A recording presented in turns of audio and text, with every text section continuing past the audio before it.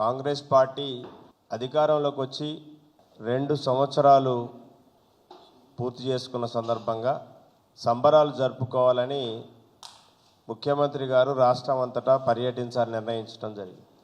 ఓ పక్క రాష్ట్రంలో స్థానిక సంస్థల ఎన్నికలకు షెడ్యూల్ ఇచ్చి ఈ నెల 17 అంటే డిసెంబర్ 17 వరకు 3 విడతలుగా ఎన్నికలు పూర్తి చేయాలని ఇప్పటికే 2 సంవత్సరాల పాటు స్థానిక సంస్థలని పడుకోబెట్టి స్థానిక సంస్థలు ఉన్నాయా లేవా అనేటువంటి ప్రజలు ఆలోచించుకునే పరిస్థితిలో కోర్టులు మెట్టెక్కిన తర్వాత కాంగ్రెస్ పార్టీ నిద్రమత్తు వదిలి చివరికి ఎన్నికల నోటిఫికేషన్ ఇవ్వడం అనేది జరిగింది.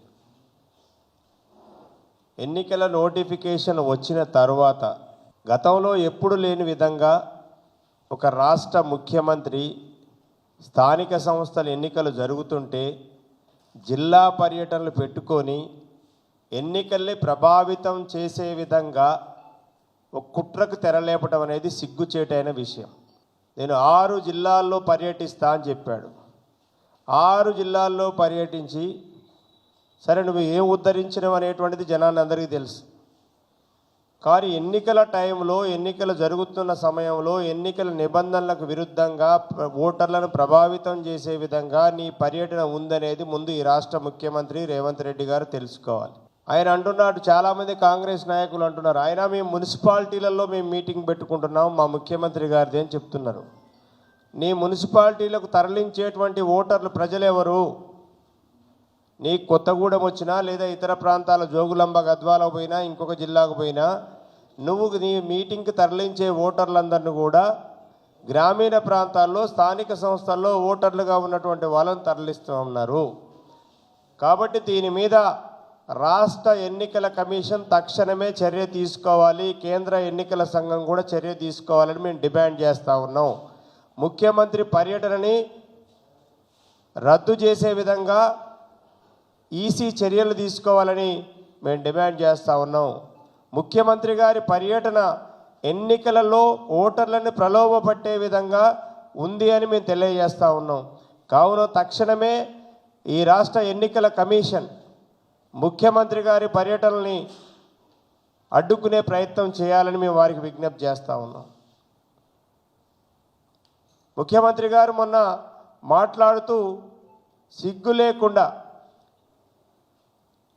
గతంలో కేసీఆర్ గారు బతుకమ్మకి, రంజాన్కి, క్రిస్మస్కి తోఫాగా మహిళలందరికీ చీరలు ఇస్తే 2 సంవత్సరాల తర్వాత గుర్తొచ్చింది ఎన్నికల ముందు ఇందిరమ్మ చీరలు తీసుకొచ్చి ఒక సిగ్గుమాలిన స్టేట్మెంట్ ఏమిస్తాడు, ఈ రాష్ట్రంలో ఉన్న మా ఆడపడుచులు అక్క చెల్లెళ్ళంతా చీరలు కట్టుకొని పోలింగ్ బూత్కి వెళ్ళి ఇందిరమ్మను తలుసుకొని కాంగ్రెస్ పార్టీకి ఓటేయాలని చెప్తాడు.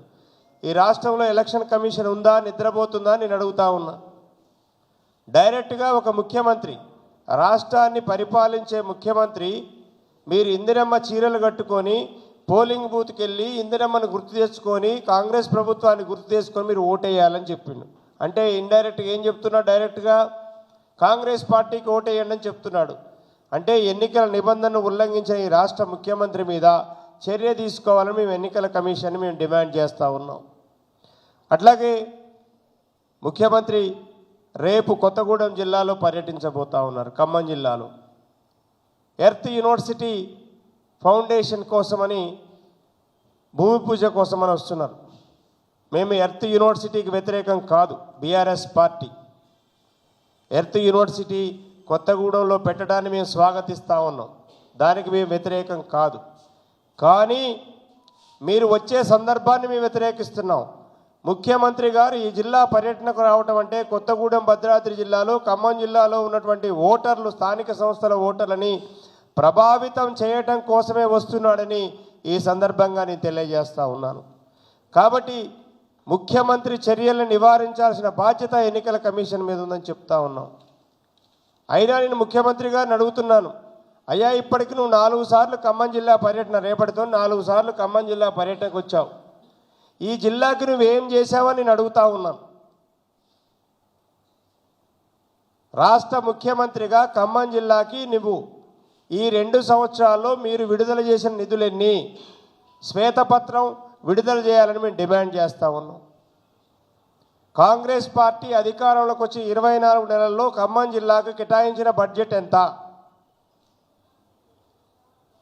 నువ్వు రేపటితో కలుపుకుంటే ఈ 4 పర్యాయాలు నువ్వు పర్యటించిన డబ్బుల ఖర్చుతో పోలిస్తే నువ్వు ఖమ్మం జిల్లాకు ఇచ్చింది తక్కువ అని చెప్తున్నా. నీ పర్యటనకు అయ్యే ఖర్చు ఎక్కువ, ఖమ్మం జిల్లాకు ఇచ్చే నిధులు తక్కువైనాయని నేను చెప్తా ఉన్నా. మా సీతారామ ప్రాజెక్టుకి నువ్వు ఎన్ని డబ్బులు కేటాయించావని నేను అడుగుతా ఉన్నా. లేదు మా ఖమ్మం జిల్లాలో కొట్టకపోయినటువంటి రోడ్లు, ఖరాబైన రోడ్లకు ఎన్ని డబ్బులు కేటాయించావని అడుగుతా ఉన్నాను నేను. లేదు మా ఖమ్మం జిల్లాలో అకాల వర్షాలకి అనేక రకాలైనటువంటి ఇబ్బందులకు గురై వ్యవసాయం చేస్తున్న మా రైతులకి నువ్వు చేసిన సాయం ఏందని మేము అడుగుతా ఉన్నాం. ఈ ఖమ్మం జిల్లాలో ఒడ్లు పండించినటువంటి సన్నాలు పండించిన రైతులకి మీరు ఎంత బోనస్ ఇచ్చారని అడుగుతా ఉన్నాను. కాబట్టి ముఖ్యమంత్రి గారు ఈ జిల్లా పర్యటనకు వచ్చే ముందు ఖమ్మం జిల్లా అభివృద్ధికి మీరు కేటాయించిన నిధుల మీద శ్వేతపత్రం విడుదల చేయాలని నేను డిమాండ్ చేస్తూ ఉన్నాను. ఈ జిల్లాలో ఉన్న 3 మంత్రులకు కూడా మీరు ముఖ్యమంత్రి గారిని తీసుకురావడం సంతోషమే, మాకేం ఇబ్బంది లేదు, ముఖ్యమంత్రి గారిని రావద్దని మేము అంటలేదు. కానీ వచ్చే సందర్భాన్ని వ్యతిరేకిస్తున్నాం. మీరు మీ 3కి చేతకాక మీరు 3 ఫెయిల్ అయిపోయారని ఈ జిల్లా ప్రజలు భావిస్తూ ఉన్నారు. స్థానిక సంస్థల్లో మీకు ఓటమి తప్పదని మీరు భావిస్తున్నారు. కాబట్టి ముఖ్యమంత్రిని తీసుకొచ్చి ఈ జిల్లాకి మీరు ఈ యొక్క ఓటర్స్ని మీరు ప్రభావితం చేయాలని ఈరోజు ముఖ్యమంత్రిని జిల్లాకు తీసుకొస్తున్నారు. ఇది మీకు సిగ్గుచేటైన విషయం. అంటే 3 మంత్రుల నుండి కూడా ఈ జిల్లాలో స్థానిక సంస్థల్లో ఏకపక్షంగా ఎన్నికలు జరుగుతాయని ముందు ఒక ఆయన స్టేట్మెంట్ ఇచ్చాడు. ఈ జిల్లాలో ఏకపక్షంగా ఎన్నికలు జరిగే పరిస్థితి లేదు. ప్రజలందరూ ఆలోచిస్తున్నారు. గ్రామీణ ప్రాంతాల్లో ఉన్న ప్రజలందరూ ఆలోచిస్తున్నారు. ప్రత్యేకించి గ్రామీణ ప్రాంతాల అభివృద్ధి మొత్తం కూడా కుంటుపడిందని ప్రజలు భావిస్తూ ఉన్నారు. గ్రామీణ పట్టణ ప్రగతి ఆగిపోయింది, పల్లె ప్రగతి ఆగిపోయింది. గ్రామాల్లో పారిశుధ్యం కుంటుపడిపోయింది. గ్రామాల్లో మురిక్కాలంలో చెత్త ఎత్తేవాళ్ళు లేరు. చెత్త తీసినా కనీసం మీకు బ్లీచింగ్ జల్లే పరిస్థితి లేదు. ట్రాక్టర్లకు డీజిల్ కొట్టించే పరిస్థితి లేదు. ఇంజన్లు మొరాయిస్తున్నాయి సర్వీస్ చేయలేక. వైకుంఠ ధామాల్లో పిచ్చి చెత్త ముట్టిపోయింది. మీరు ఇచ్చిన మా యొక్క కేసీఆర్ గారు పెట్టినటువంటి రైతు వేదికలు కూడా ఈరోజు బూజుపట్టిపోయే పరిస్థితి. కేసీఆర్ గారు ముఖ్యమంత్రిగా ఉన్నప్పుడు, కేటీఆర్ గారు ఐటీ మంత్రిగా ఉన్నప్పుడు ఈ జిల్లాలో కట్టించిన ఎంతోమంది యువకులకి ఉద్యోగం కల్పించాలని చెప్పేసి బ్రహ్మాండంగా నిర్మించినటువంటి ఒకప్పుడు వెలుగు జిలుగులు జిమ్మిన ఖమ్మం ఐటీ హబ్ ఈరోజు కనీసం టాయిలెట్లో నీళ్లు లేని పరిస్థితి. గోడలు బూజుపట్టిపోతూ ఉన్నాయి. గేట్లకు రంగులు వెలిసిపోయి ఉన్నది. ఐటీ హబ్ అంటే ఒకప్పుడు బ్రహ్మాండంగా సార్ మాకు ఒక జాబ్ ఇప్పించండి సార్ అని మా దగ్గరికి వచ్చి పిల్లలు అడిగేవారు. ఈరోజు అక్కడ జాబ్ కాదు, కనీసం కంపెనీలు లేని పరిస్థితి వచ్చింది. ఎందుకు ఈ దౌర్భాగ్యం వచ్చింది? మీరు 3 మంత్రులుండి ఖమ్మంలో ఉన్నటువంటి ఐటీ హబ్ మూతపడేటువంటి పరిస్థితికి వచ్చింది. దీనికి కూడా ఈ జిల్లా మంత్రులు సమాధానం చెప్పాలి. 2 సంవత్సరాలు అయింది, సీతారామధార చుక్క నీళ్ళు ఈ జిల్లాకి ఇవ్వలేదు. ఇవాళ ఖమ్మం జిల్లాలో రైతులు విపరీతమైనటువంటి ఇబ్బంది పడుతూ ఉన్నారు. పత్తి రైతుల గోస చెప్పడానికి అలివి కాని పరిస్థితి. కేంద్ర ప్రభుత్వం ఏమో 8,110 రూపాయలు మద్దతు ధర ప్రకటిస్తే ఖమ్మం మార్కెట్లో దళారుల చేతుల్లో రైతులు దగాబడిపోతూ ఉన్నారు. సిసిఐ కోర్టు దగ్గరికి వెళ్ళినా తేమ శాతం ఎక్కువ ఉందని చెప్పి 6,000, 5,500 ఎక్కడ చూసినా 6,000 రూపాయల లోపే కొంటా ఉన్నారు. మీరందరికీ తెలుసు, మీడియా మిత్రులందరికీ, నిన్ననే నేలకొండపల్లి మండలం శంకరగిరి తండాకు సంబంధించినటువంటి బానోతు వీరన్న ఒక గిరిజన రైతు 10 ఎకరాలు కౌలుకు భూమి తీసుకున్నాడు. 15 లక్షల రూపాయలు అప్పైంది. పండించిన పంట గిట్టుబాటు ధర లేదు. తెచ్చిన అప్పు చెల్లించే పరిస్థితి లేదు. 3 రోజుల క్రితం ఆయన సెల్ఫీ తీసుకొని వీడియో పెట్టాడు అందరికి పబ్లిక్గా. నేను ఒక సామాన్య గిరిజన రైతు బిడ్డని, నేను అంతో ఇంతో సంపాదించుకోవాలనే ఉద్దేశంతో మా గ్రామంలో ఉన్న రైతుల దగ్గర 10 ఎకరాల పొలం నేను కౌలుకు తీసుకొని ఈ సంవత్సరం వ్యవసాయం చేసుకున్నాను. దిగుబడి తగ్గిపోయింది. ఈరోజు అప్పులు నాకు భారమైపోయినాయి. నేను కుటుంబానికి భారం అయిపోయాను, నాకు చావు తప్ప వేరే గత్యంతరం లేదని వీడియో రూపంలో ఆయన వీడియో తీసుకుంటూ పురుగుల మందు తాగి నిన్ననే అసూలు బాసడం జరిగింది. నేను చెప్తున్నాను, కాంగ్రెస్ ప్రభుత్వానికి, ఈ జిల్లాలో ఉన్న 3 మంత్రులకి, గిరిజన రైతు బానోతు వీరన్న యొక్క మృతి మీకు ఉసురుగొట్టి మీరందరూ కూడా కాలగర్భంలో కలిసిపోతారని నేను తెలియజేస్తా ఉన్నాను. అనేక మంది రైతులు ఈరోజు ఆత్మహత్యలు చేసుకుంటా ఉన్నారు. కాంగ్రెస్ ప్రభుత్వం అధికారంలోకి వచ్చిన తర్వాత మీరందరూ చూశారు, 10 సంవత్సరాలు కేసీఆర్ గారు ముఖ్యమంత్రి ఉంటే ఏ రోజు కూడా రైతులకు ఎరువుల కొరత లేదు. కానీ ఈ సీజన్లో రైతులు రాత్రిపూట కూడా యూరియా కోసం పడిగాపులు కాసి పిఎస్ఈఎస్ఎల్ ముందు నిద్రపోయినటువంటి సంఘటన మనందరికీ తెలుసు. చెప్పులు లైన్లో పెట్టారు, లైన్లోనే సొమ్మసిలి పడి హాస్పిటల్లో పోయినటువంటి వాళ్ళ సంఘటనలు మనం చూసాం. రైతులు ఎంత ఇబ్బంది పడ్డారనేటువంటిది. ఈరోజు వరదలు వచ్చినా పట్టించుకునే వాళ్ళు లేరు, రైతుకు గిట్టుబాటు ధర రాకపోయినా పట్టించుకునే వాళ్ళు లేరు, రైతుల్ని పట్టించుకునేటువంటి దిక్కు లేదు. గ్రామీణ ప్రాంతాల్లో కూడా పేదవారికి కూడా అదే పరిస్థితి. ఇవాళ కేసీఆర్ గారు ప్రవేశపెట్టినటువంటి అనేక స్కీమ్స్ని ఈరోజు కాంగ్రెస్ పార్టీ పడకేసింది. కేసీఆర్ గారు ముఖ్యమంత్రిగా ఉన్నప్పుడు ఒకటే చెప్పాడు శాసనసభలో, మాకంటే ముందు ఉన్న ప్రభుత్వాలు ఏదైతే మంచి స్కీములు పెట్టారో వాటన్నింటి కూడా గౌరవంగా మా ప్రభుత్వం కొనసాగిస్తుందని కేసీఆర్ గారు చెప్పారు. అనేక పథకాలు, ఫీజు రియంబర్స్మెంట్ కావచ్చు, లేకపోతే ఆరోగ్యశ్రీ కావచ్చు, ఇలాంటి అనేక స్కీమ్స్ని బీఆర్ఎస్ ప్రభుత్వం కొనసాగించింది. కేసీఆర్ గారు వచ్చిన తర్వాత, తెలంగాణ రాష్ట్రం వచ్చిన తర్వాత పెట్టినటువంటి అనేక స్కీమ్స్కి అలా కాంగ్రెస్ పార్టీ గండిగొట్టింది. కాంగ్రెస్ పార్టీ అనేక హామీలు, మోసపూరితమైనటువంటి హామీలు ఇవ్వటం జరిగింది. ఇవాళ కేసీఆర్ గారు ఎంతో గొప్పగా ఆలోచించి KCR kit, KCR nutrition kit పెట్టడం జరిగింది. KCR kit, KCR nutrition kit వల్ల లబ్ధి పొందింది మెజారిటీగా ఉన్నటువంటి బడుగు బలహీన వర్గాల వారు దీని నుంచి లబ్ధి పొందారు. ఇవాళ కేసీఆర్ కిట్ బంద్ అయిపోయింది, కేసీఆర్ గారు న్యూట్రిషన్ కిట్ బంద్ అయింది. మేము చెప్పాం, అయ్యా మా పేరు తీసేయండి, మీ కేసీఆర్ గారి పేరు వినిపిస్తే మీకేమైనా దురద పెడుతుందేమో, పేరు తీసేయండి, ఇబ్బంది లేదు, కానీ కిట్టును కొనసాగించండి, పేదవాళ్ళని ఆదుకోండి అని చెప్పాం. కేసీఆర్ గారు ఉన్నప్పుడు ఇచ్చేటువంటి ఆడపిల్ల పెడితే 13,000, మగపిల్లవాడు పుడితే 11,000 ఇచ్చేటువంటి స్కీమ్ బంద్ అయిపోయింది. కిట్టు బంద్ అయిపోయింది, న్యూట్రిషన్ కిట్టు బంద్ అయిపోయింది. అమ్మలకి గర్భిణితో ఉంటే వారికి ఇచ్చేటువంటి ఆ గర్భిణీ కిట్లకు కూడా బంద్ చేశారు. ఇంత దుర్మార్గమైనటువంటి ప్రభుత్వం ఈ రాష్ట్రంలో ఉంది. అలాగే గొర్రెల స్కీము బంద్ అయిపోయింది, చేపల స్కీము బంద్ అయిపోయింది. కళ్యాణ లక్ష్మి ఆర్భాటంగా చెప్పారు, బీఆర్ఎస్ పార్టీ అధికారంలోకి వస్తే 1,00,000 రూపాయలే వస్తాయి, మేము అధికారంలోకి వస్తే 1,00,000 రూపాయలతో పాటు తులం బంగారం మేము పెడతామని చెప్పిండ్రు. మరి బంగారం ధర 1,39,000కు పోయింది. ఈ రాష్ట్రంలో 90,000కు పైగా పెళ్లిళ్ళైన ఈ 2 సంవత్సరాల్లో. మరి 90,000 మందికి పైగా అంటే 1,00,000 మందికి 1,00,000 తులాల బాకీ పడి ఉంది ఈ కాంగ్రెస్ ప్రభుత్వం. ప్రజలు కూడా ఆలోచించాలి.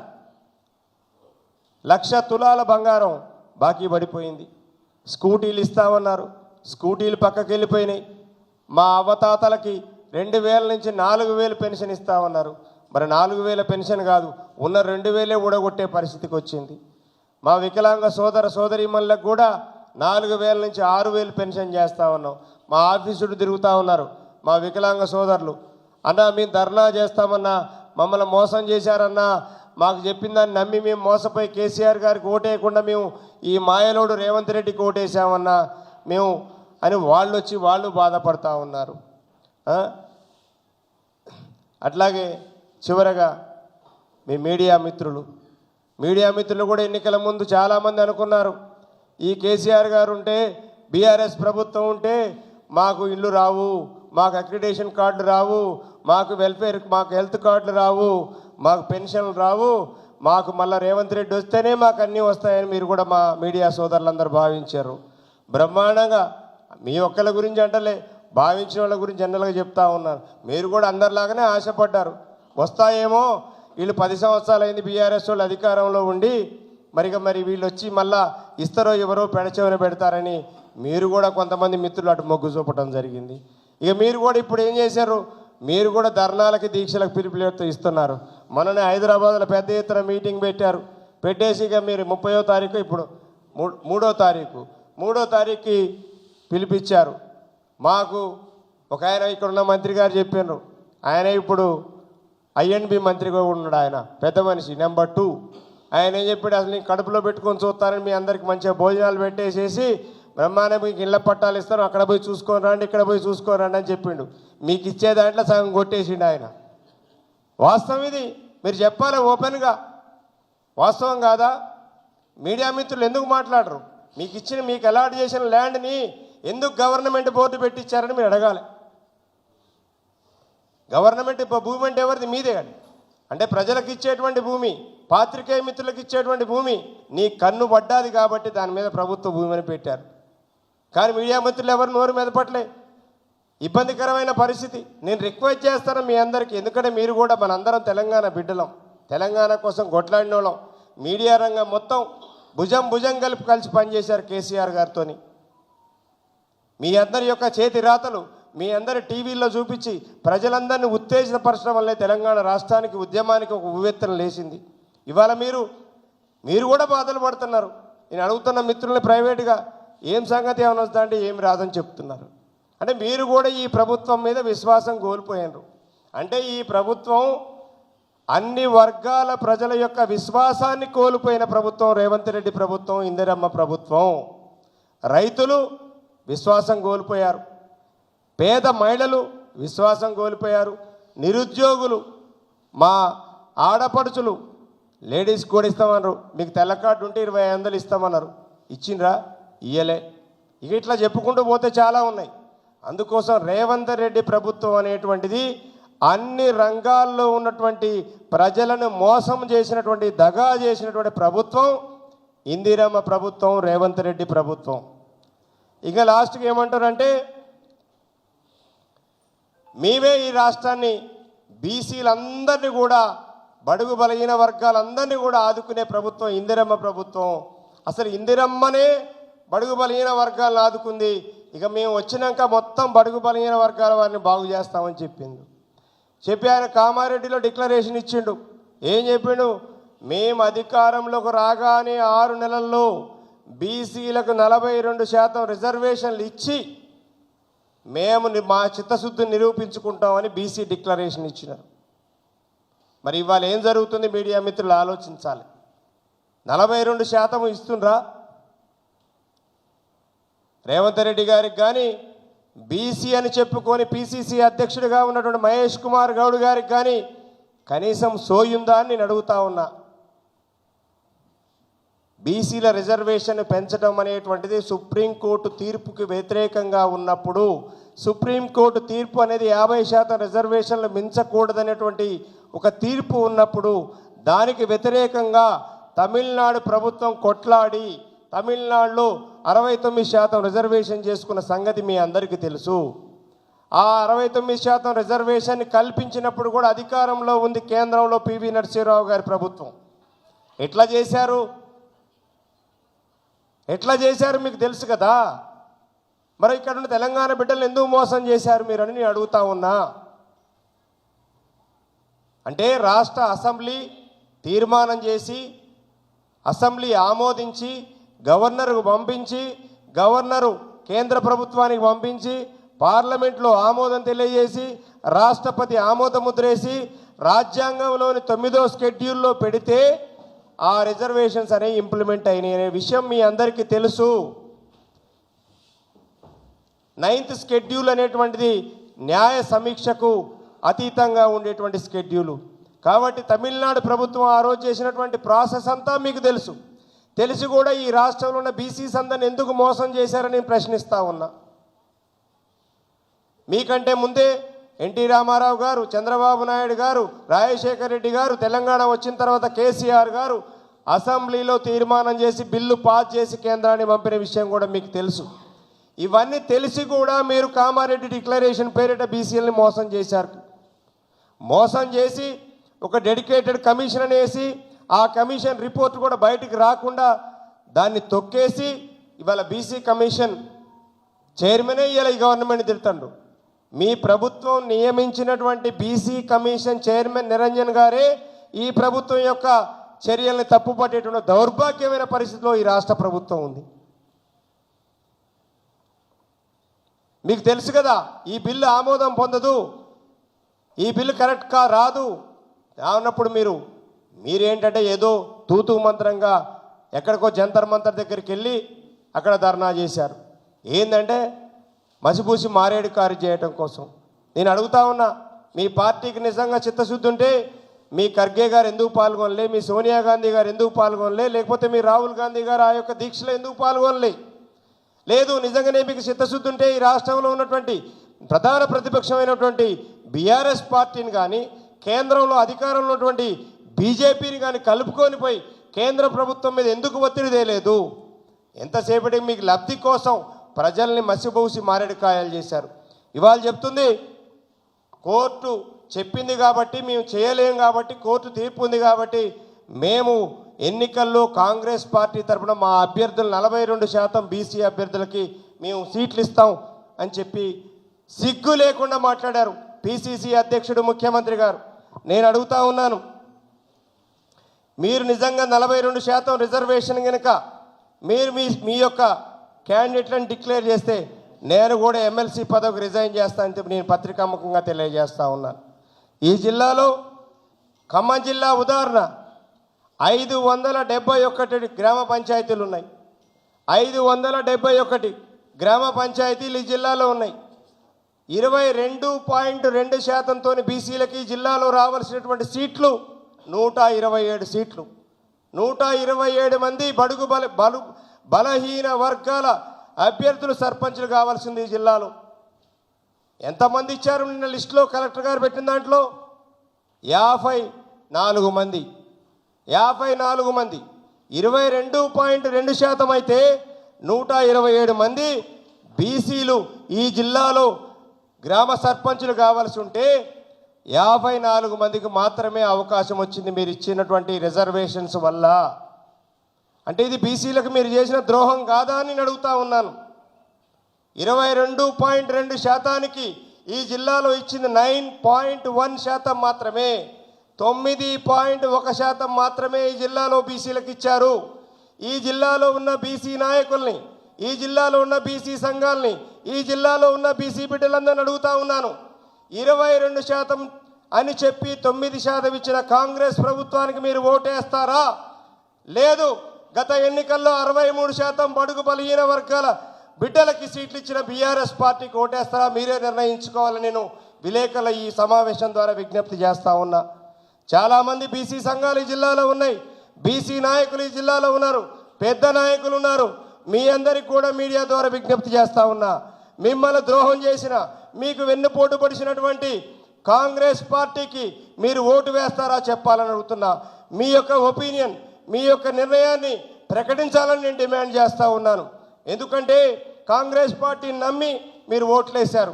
కాంగ్రెస్ పార్టీ బడుగు బలహీన వర్గాలకి న్యాయం చేస్తని ఓట్లేశారు. మీకు 9.1% సీట్లను కేటాయించిన కాంగ్రెస్ పార్టీకి ఓట్లేస్తారా మీరు నిర్ణయించుకోమని ఈ జిల్లాలో ఉన్న ప్రతి బీసీ బిడ్డకు నేను విజ్ఞప్తి చేస్తూ ఉన్నాను. రఘునాథపాలెం మండలం ఖమ్మానికి ఆనుకొని ఉంది. రఘునాథపాలెంలో బీసీలు లేరా? యాదవులు లేరా? ముదిరాజులు లేరా? గౌడ్స్ లేరా? చాకలి కుమ్మరి మంగళ్ లేరా అని నేను అడుగుతా ఉన్నాను. ఒక్కటంటే ఒక్క సీటు రఘునాథపాలెం మండలంలో బీసీలకు ఇవ్వలేదు. ఒక్కటంటే ఒక్క సీటు. ఏమి జిల్లా మంత్రి గారు ప్రాతినిధ్యం వహించేటువంటి మండలం రఘునాథపాలెం మండలం. అట్లాగే ఇంకొక మంత్రి, నేను నెంబర్ 2, నేను లేకపోతే ప్రభుత్వం లేదని చెప్పేటువంటి మంత్రి ప్రాతినిధ్యం వహించేటువంటి మండలం పాలేరు నియోజకవర్గంలో తిరుమలాయపాలెం మండలం. తిరుమలాయపాలెం మండలంలో మా బీసీ బిడ్డలు లేరా అని నేను అడుగుతా ఉన్నాను. గౌడ్స్ లేరా? అక్కడ ముదిరాజులు లేరా? యాదవులు లేరా? ఇతర ఎంబీసీలు లేరా అని నేను అడుగుతా ఉన్నా. ఏమెందుకు నువ్వు కూడా రాష్ట్రంలో నెంబర్ 2 మంత్రిగా ఉన్నావే? నీ నియోజకవర్గంలో నీకు అత్యధిక మెజార్టీ ఇచ్చిన మండలం తిరుమలాయపాలెం మండలం. మరి ఆ మండలంలో నువ్వు ఒక బీసీ నీకు కనపడలేదా? ఒక నీ గ్రామ పంచాయతీకి బీసీ అర్హుడు లేడా? ఎందుకు ఇవ్వలేకపోయినావని నేను అడుగుతా ఉన్నాను. అక్కడ కూడా జీరో. కల్లూరు మండలం అత్యంత పెద్ద మండలం, అత్యంత చైతన్యవంతమైన మండలం, బీసీలు ఎక్కువగా ఉన్నటువంటి మండలం. కాపులు, గౌడ్సు, ముదిరాజులు, యాదవులు అత్యధికంగా ఉన్న మండలం కల్లూరు మండలం. ఏం నీ సొంత మండలమే కదా, నువ్వు పాలేరుకు దత్తత వచ్చినావు, కానీ నువ్వు పుట్టినటువంటి మండలం కల్లూరు మండలం. 2 సీట్లకే అర్హులా బీసీలని నేను అడుగుతా ఉన్నాను. నేను అడుగుతున్న ఈ మండలాల్లో ఉన్న బీసీ బిడ్డలు మీరు ఒకసారి ఆలోచించుకోండి. చదువుకున్నటువంటి వాళ్ళు అనేక మంది ఉన్నారు, విద్యార్థులు, యువకులు. మీరు కూడా ఆలోచించాలి. ఈ మంత్రులు చేసేటువంటిది ఏంది, మోసం అనేటువంటిది ఆలోచించాలి. ఇక్కడ చాలా ఉన్నాయి విషయాలు చెప్పడానికి. ఇంకా అనేక మండలాల్లో జీరోలు ఉన్నాయి. కామేపల్లి, కారేపల్లి 0-0.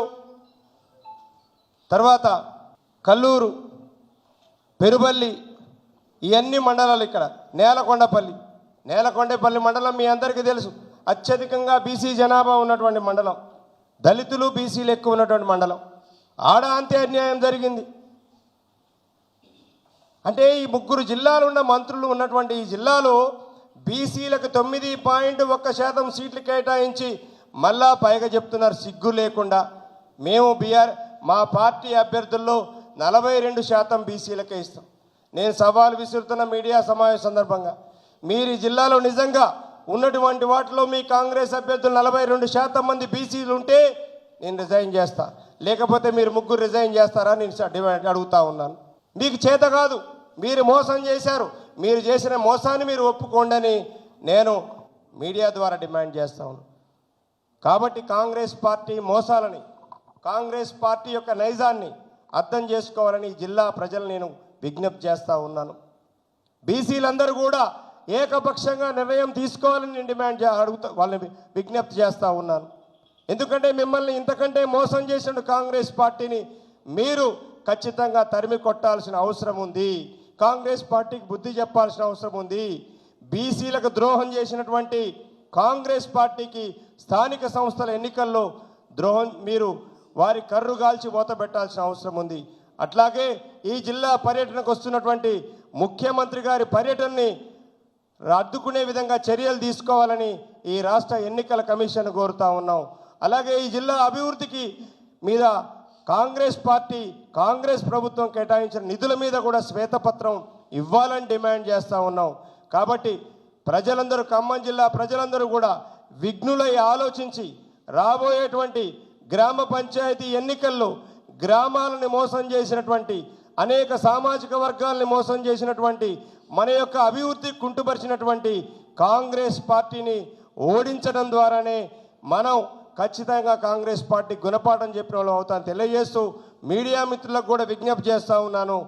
మిమ్మల్ని ఎవరైతే మోసం చేశారో, మీ ఆకాంక్షల మీద ఎవరైతే నీళ్లు చల్లారో వారికి వ్యతిరేకంగా మీరు కూడా గలమిప్పాలని మీ అందరినీ కూడా పేరు పేరున విజ్ఞప్తి చేస్తూ సెలవు తీసుకుంటున్నాను. జై తెలంగాణ.